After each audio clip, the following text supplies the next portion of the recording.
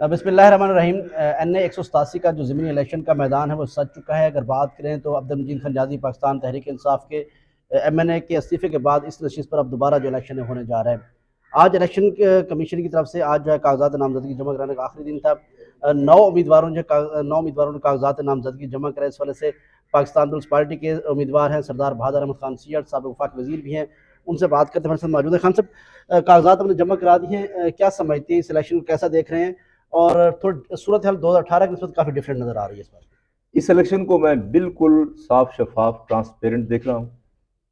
सही। 2018 का इलेक्शन तो धांधली ज़दा था, धांधली ज़दा नहीं था बल्कि धांधला था। उसमें वो जो हालात थे आप भी जानते हैं, मैं भी जानता हूँ। मैं कैंडिडेट था, मैं वो इलेक्शन जीत गया था और बड़ी लीड से जीत गया था। मेरे सारे दोस्त गवाह हैं, पूरा इलाका गवाह है, हर आदमी को मालूम है इस चीज़ का।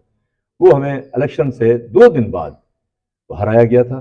पहले हमें डिक्लेयर किया गया था कि हम जीत गए हैं, हमने जुलूस निकाल दिया।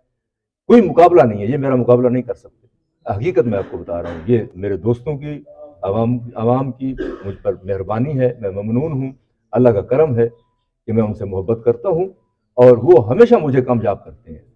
मैं 2013 का इलेक्शन भी जीत गया था, मैं आपको ये भी बताऊँ। 2018 का मैं बहुत लीड से जीता, लेकिन धांधली की वजह से मुझे 2 दिन बाद मेरा रिजल्ट चेंज किया गया। इंशाल्लाह ये जो इलेक्शन आ रहा है इसमें आप देख लेंगे मेरी कितनी लीड होगी। मेरे खिलाफ ये बेहुदा आदमी है, गाली गलौज करता है, इसने जुल्म किए हैं, लोगों को सड़कों पे मारा है सिर्फ PTI की हुकूमत के जोर पर, वरना इसका जाती जोर नहीं है।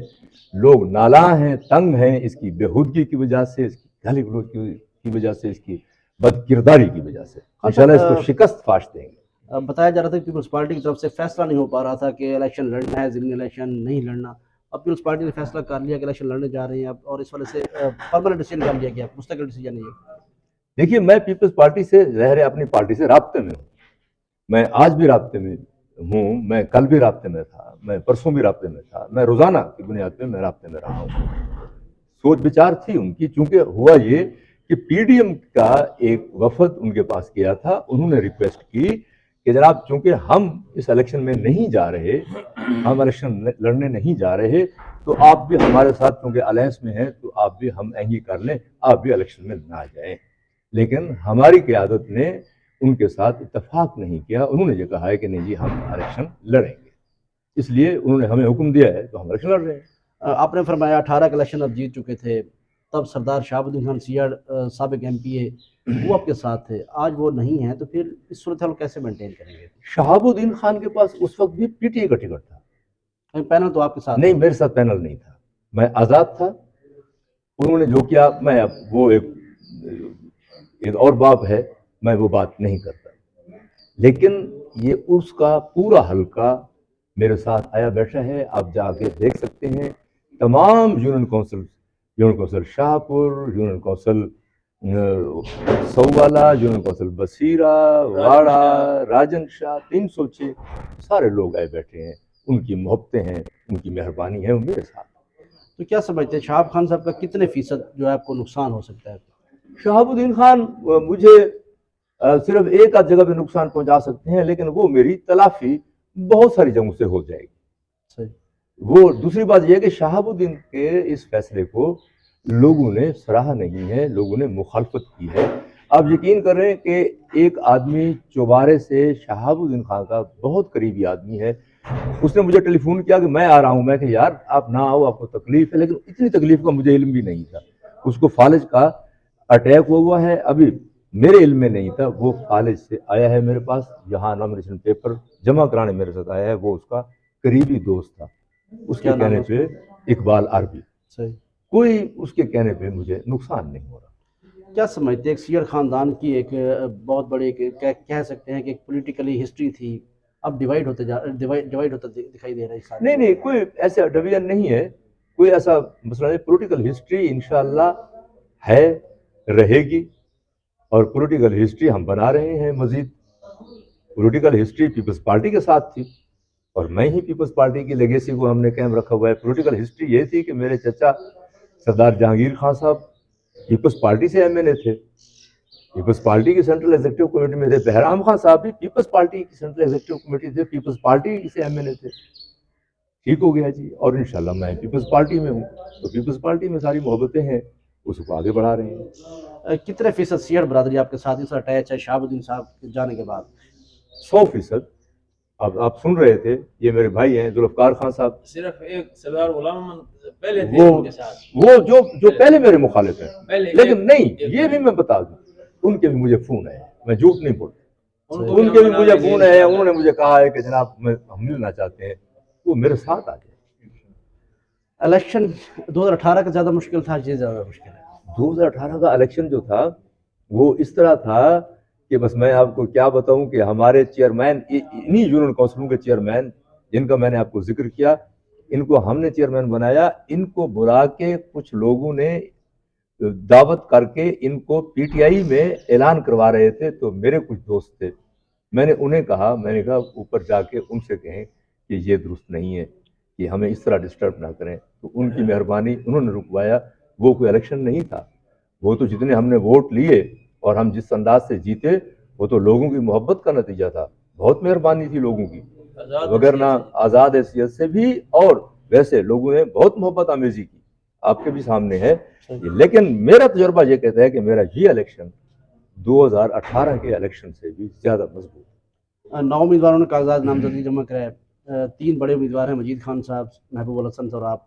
किसको अपने मद्दे मुकाबल देखते हैं? देखिए, मैं ये समझता हूं कि ये दो उम्मीदवार जो हैं, ये बराबर बराबर के वोट लेंगे। मैं इन दोनों के वोटों से ज्यादा वोट लूंगा, ये मेरा ख्याल है। आपका सेकंड नंबर पे कौन होगा आपके हिसाब से? ये दोनों बराबर बराबर लें। अगर फिर भी हम नंबरिंग करना चाहे तो ये मैं समझता हूं कि ये 30-30, 35-35 हजार वो भी लेंगे, वो भी लेंगे। ठीक है ना जी। बाकी वोट आपकी दोनों से ये मुझे मिलेंगे, आप देखेंगे। इस बार जो है एक चीज़ हमने नहीं देखी कि 2018 के इलेक्शन के बाद एमएन मजीद नियाजी बने। डेवलपमेंट के हवाले से बहुत सारे काम हुए नशेबी इलाकों में, सैलाब के बाद, सैलाब के से पहले, बाद में, फिर उसके बाद थल के इलाकों में बहुत सारे काम हुए। तो डेवलपमेंट का जो है अंसर वो आप इलेक्शन में आ सकते हैं। डेवलपमेंट के हवाले से मजीद नियाजी ने कोई काम नहीं करवाया। सही। जो थल में डेवलपमेंट हुई है, जो चकूक में डेवलपमेंट हुई है, ये जो इलेक्ट्रिफिकेशन हुई है, ये एक मेरे चचा सरदार जहांगीर खान साहब एक स्कीम लाए थे, सकार्प स्कीम के नाम से, उन्होंने इलेक्ट्रीफाई करवा दिया। जो बाकी बचता था कच्चा और थल, 1265 स्कीमें मैं बिजली की लाया, वो इलेक्ट्रीफाई हमने करवाया। हम जो मेगा प्रोजेक्ट्स थे वो लाए। मैंने ये जो बिजली के फतेहपुर और करोड़ के ये अपग्रेडेशन कराई, बिजली के जो पावर स्टेशन हैं इनकी अपग्रेडेशन करवाई। मैं स्टेडियम ले आया, मैंने कॉलेज बनवाया, ये चुबारा का कॉलेज मैंने बनवाया, मैंने मंजूर करवाया। अगर मैं मजीद रहता या हमारी गवर्नमेंट ये सूबे में होती, क्योंकि हायर एजुकेशन कमीशन सूबे में आ गया था, सूबे के इख्तियार में था, तो मैं बारानी यूनिवर्सिटी ले आता, मैं वर्कर्स वेलफेयर इंस्टीट्यूट ले आया, मैं और बहुत सारे काम हमने कराए। मैंने वहाँ बेट के इलाके में सड़कें और बिजलियाँ पहुँचाई।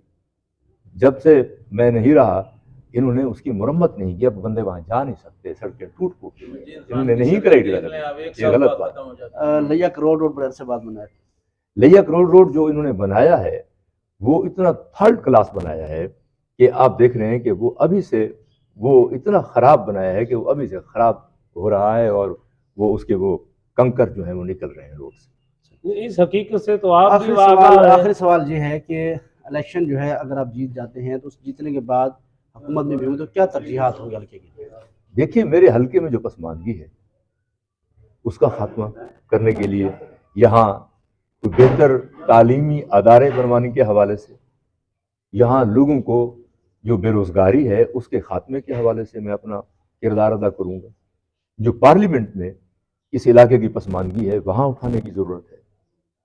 तो लोगों के हकूक़ की बात करने की ज़रूरत है, हर लिहाज से उनको इंसाफ मिले, उनको रोज़गार मिले, ये महंगाई खात्मा करने की ज़रूरत है, ये आवाज़ उठाएंगे, डेवलपमेंट करवा देंगे।